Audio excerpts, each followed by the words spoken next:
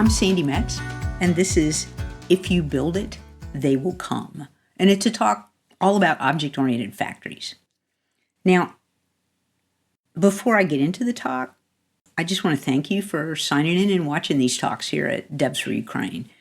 You've already given a whole bunch of money, right? And told all your friends to watch these talks and give a bunch of money. I tell you, when I got the opportunity to be part of this, I just didn't want to do it because I felt so busy. And then I took a minute and thought about that, and I realized I was sitting in a house where I felt completely safe, and that the same thing is not true about our fellow devs in Ukraine. And it made my troubles, frankly, seem small. So if you feel safe, go to this URL and press that button and give them some money. It'll help. Now, I told you I was busy, and as a result, this talk is the conjunction of two sections of a video series I've been making for the 99 Bottles of Oot book. This is not an attempt to get you to buy the book or the video series when it eventually comes out. It's just to tell you that that's where this content came from. The first section stands alone. It doesn't require much context, so we'll just dive right into that. After this section, I'll jump back in and give you some more context so you'll have some idea what's going on in the examples being used in the second section. So, with no further ado, Fathoming Factories. This is section 7.2, Fathoming Factories. Object-oriented applications rely on polymorphism. Now, you might remember, maybe, that polymorphism is the word we use to refer to that quality where many different objects can respond to the same message. The power of polymorphism is that these different objects are all the same from the message sender's point of view. I'm going to show you some pictures that I've excerpted from my Go Ahead and Make a Mess talk. The entire talk is included as bonus material at the end of this chapter, so if you find these pictures useful, you might be interested in watching that whole talk. The premise of this talk was based on a software for a game. The game involved riding bikes. Players who rode bikes could buy parts. One of the parts they could buy was a shock. Since they had to pay for the shock, there was a calculation for cost, and that calculation was assumed to be some incredibly awkward, long, messy method to determine what a shock actually cost. As the game evolved, we needed to add more shocks. There were more different kinds of shocks that players could buy, and each of those shocks had its own messy, complicated calculation to figure out what that shock cost. Now, if it was your job to update the shock class so that it knew about all these different costs, you could break right into the cost method and put a big conditional. And the branches of that conditional could be all the different big, long, messy cost calculations. Or you could extract each of these methods, wrap it in a class, make each class respond to the same message, or another way to put that would be to have every class polymorphically conform to the same API. The interesting thing about doing things this way is if I have a bunch of classes that polymorphically conform to the same API, then senders of that message can forget about the types of the class. They don't need to think about these objects that they're collaborating with as kinds of their types. They can treat them instead as players of a role. Message senders don't need to know the name of the class. They just need to know the name of the message. And so the class effectively disappears. Message senders can confidently collaborate with these polymorphic objects in faith that they all honestly play their role. It thinks of them as not kinds of a type, but as trustworthy players of a role. From the outside, all these polymorphic objects look the same. Internally, they all implement the cost method in a different way, but as far as external viewers are concerned, they're all just things that respond to cost. From the outside, from the message sender's point of view, all of these objects are the same. And it's super important that on the sender side, you refuse to know anything special about any one of these objects. The goal here is to make the polymorphic objects be interchangeable from the message sender's point of view. And if there's something over on the message sending side where you say, well, I know something special about this one, and if it's that guy, I'll do this, the whole system breaks down. The way to break the dependencies here and remove that conditional on the sender side is for the sender to absolutely insist on being ignorant of specific implementation details of these polymorphic objects. As far as the sender is concerned, they're all the same, and they're completely interchangeable.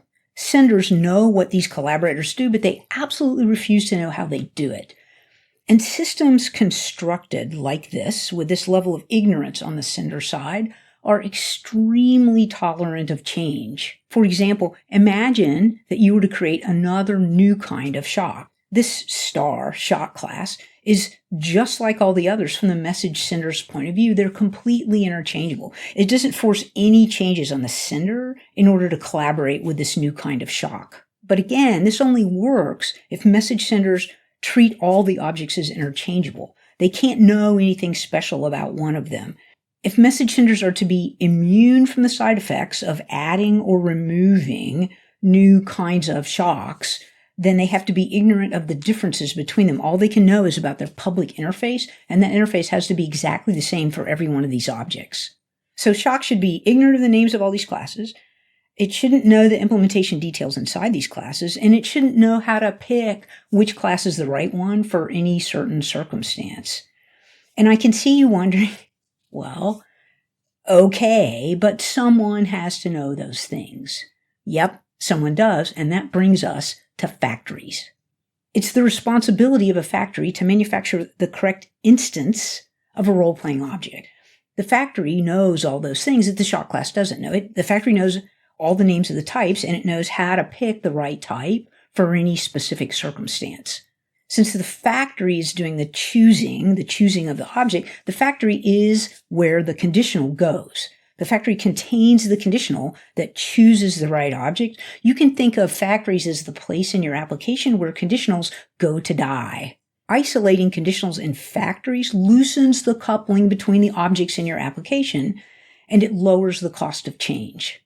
So shock knows about or depends on the name of the factory, and the factory is the place that knows about all the names of these other classes and how to pick the right one.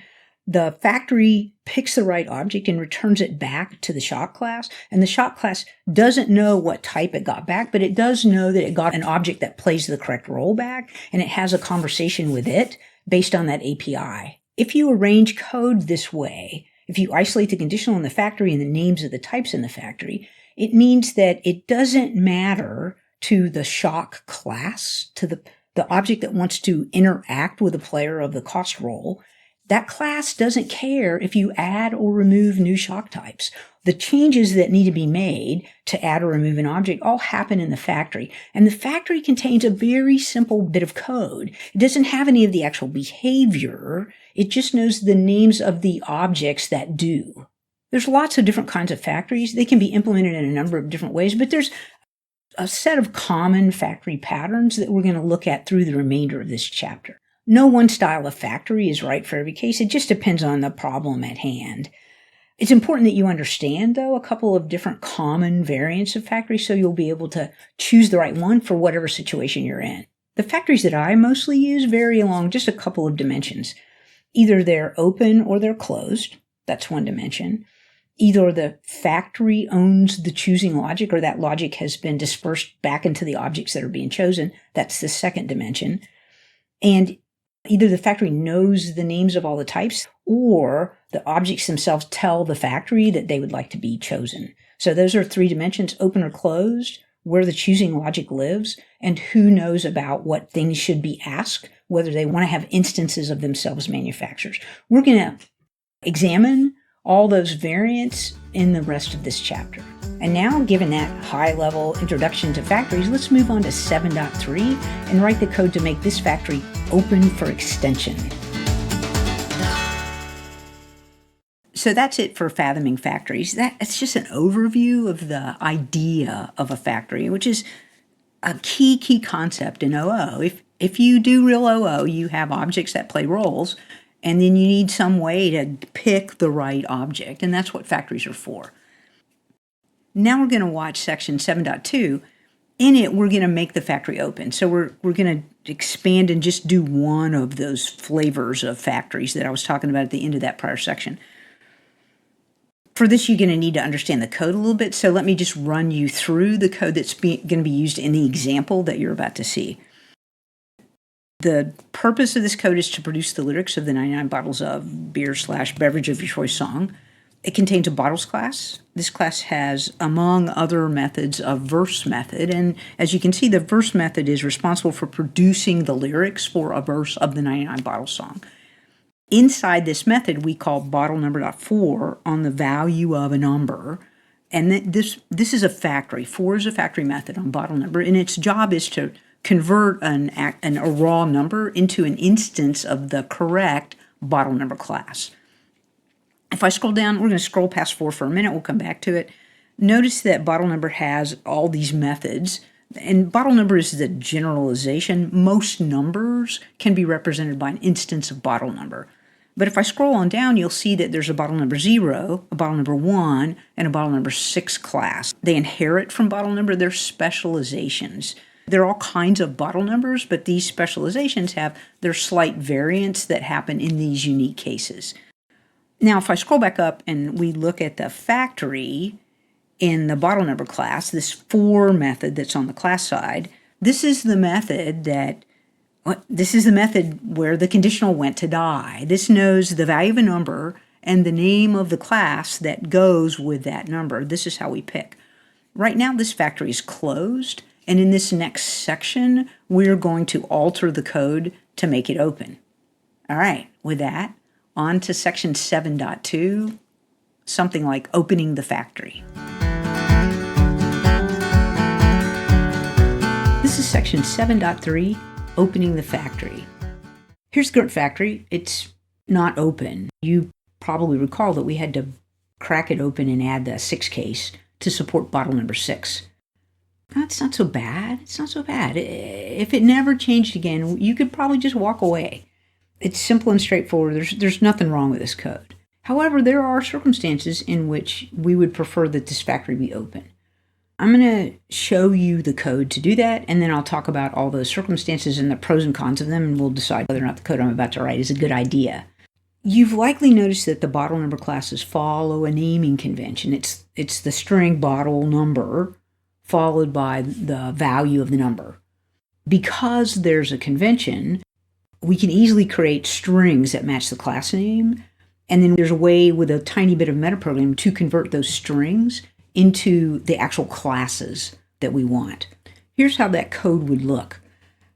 I'm going to use a begin, rescue, end block. I can hear you already screaming about using exceptions for flow of control. There's going to be a bunch of stuff about the code I'm about to write that you don't like. Just hold on to all your concerns and complaints until I show it to you and we talk about it. And then I'll address, I think I know all the things that you're going to complain about, so I can address them all at the end. So begin, rescue, end. I'm going to use const_get. I'll come back to that in a minute. And then I'm going to pass to const_get the string that might represent a class name. If the number is 0, 1, or 6, this will really represent a class name. If the number is 37, it's obviously not going to. Let me stop right here before I write any more code and do a brief digression to explain this const_get. And I'm going to have to do a circular route. We're first going to go to garbage collection. How does garbage collection work? Back in the old day, we used to have to allocate memory and deallocate memory, or any memory that you used got referenced forever. It never got garbage collected, and applications would get bigger and bigger and bigger because of memory leaks until eventually they blew up. That doesn't happen anymore with modern programming language. We have this thing called garbage collection. What the garbage collector does is it cleans up objects that you're not using anymore. How does it know that you're not using an object anymore? Well, the reference count, the number of times other objects point to that object, drops to 0. When the reference count of an object drops to 0, it becomes eligible for garbage collection, and the garbage collector goes and grabs the object, destroys it, and reclaims the memory that's being used. And that's why your applications don't just get bigger and bigger and bigger and bigger and bigger until you exceed the amount of memory on whatever machine you're on and have everything blow up. So that's the garbage collector. Point 1. Objects become eligible to get garbage collected when their reference count drops to 0. That brings us to a question you might not have considered. why don't class definitions get garbage collected? In Ruby, classes are just instances of some other class. Everything is an object. You could try this in IRB or Pry. If you ask something for its class, like if you ask the string A for its class, it'll tell you that its class is string. However, the class string is also an instance of some other class. And you can ask the class string for its class, and it will tell you it's an instance of, I'm really sorry, class. As confusing as that is, don't worry about that. You can go, if you're interested in this stuff, you should go look in the Ruby internals and enjoy that. The point I'm trying to make here is that all class definitions are actually just instances of objects. They're instances of some other class, the class. So why don't class definitions themselves get garbage collected? Well, now that you know something about garbage collection, you know that it has to be because they're referenced somewhere. And the place where class definitions are referenced are in what I think of as the big Ruby hash in the sky.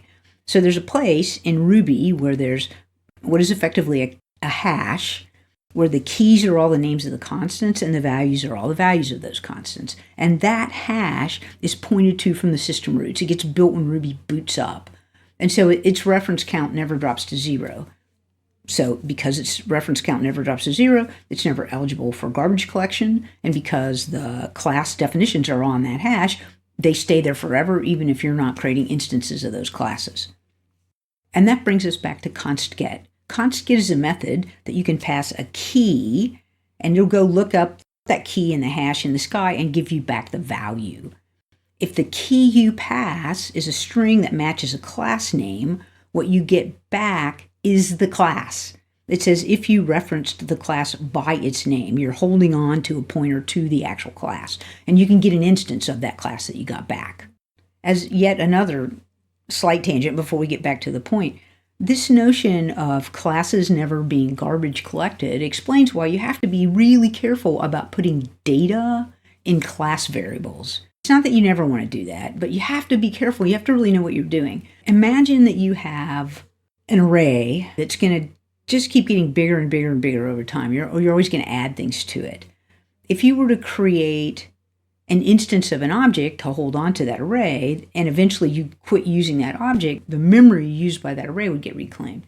If instead you put that array on a class variable, even when you're done using it, it's never going to go away because the class is never going to get garbage collected. So be super careful. You might be in a situation where it seems convenient to throw some data on a class, but you really have to know what you're doing because that data is never going to go away unless you somehow clean it up yourself. All right, so back to this code.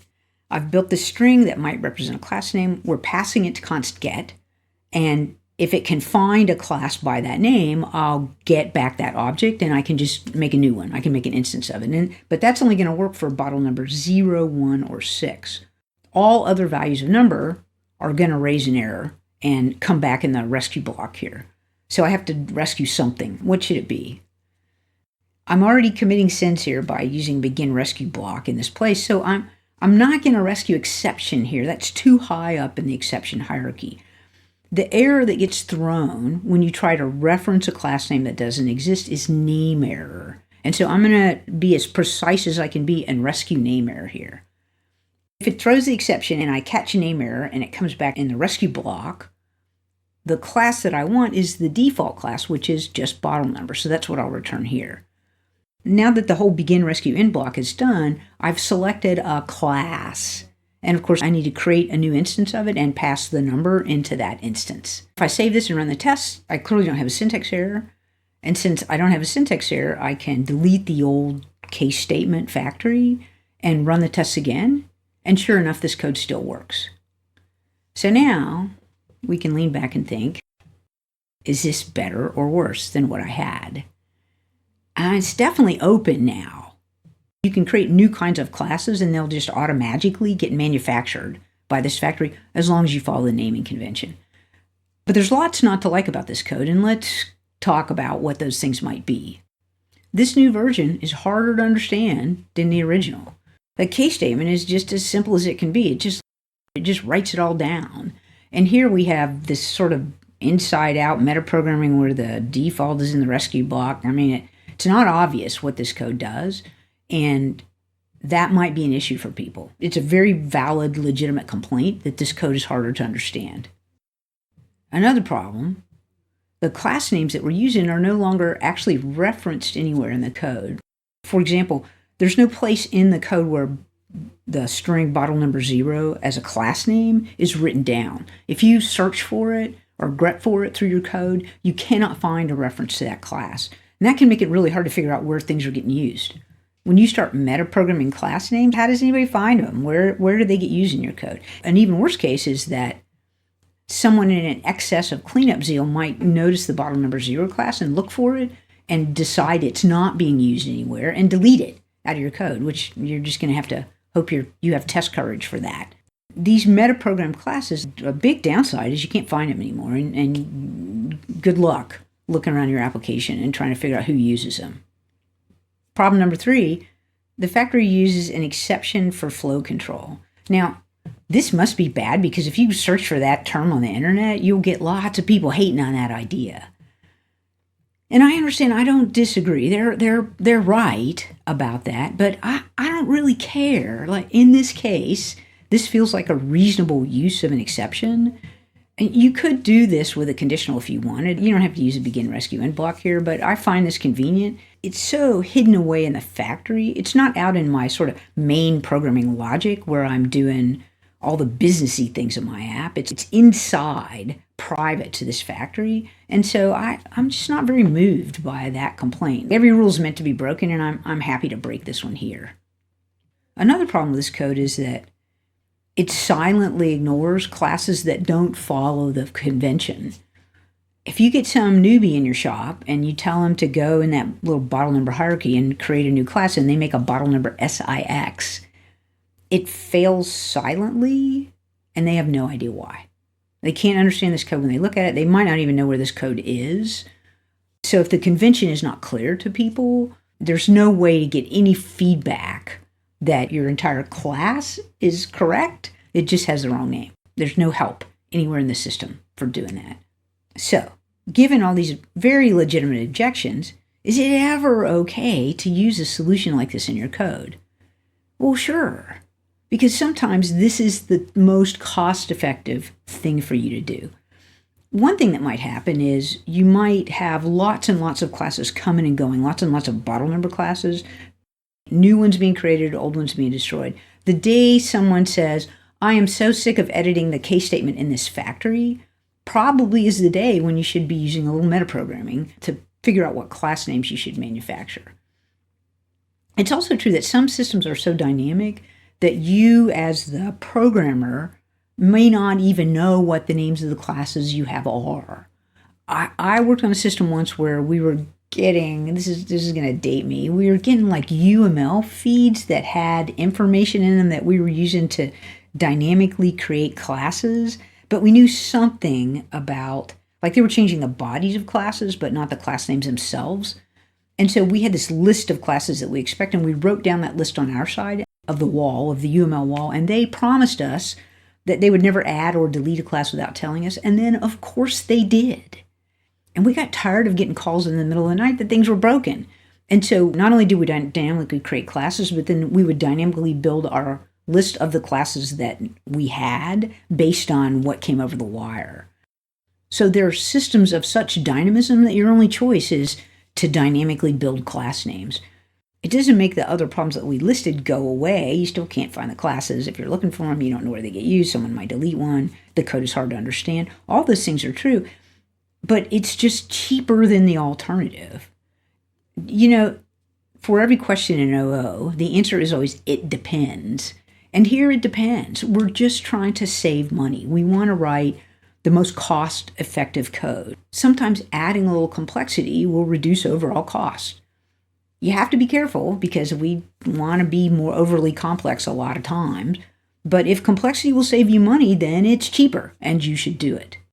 If this code is saving you money and somebody looks at it and complains that they don't understand it, tell them, don't look. Factories are for grown-ups, And you want to be the grown-up that gets to write them, which means you have to build some tolerance for these techniques and some understanding of when it's appropriate to apply them. So this completes a simple open factory and leads us to section 7.4, where we look at another factory where the class names don't follow a predictable convention. So that's it. I hope you enjoyed it. Hope you learned something. Hope you donated some money. Thanks for watching.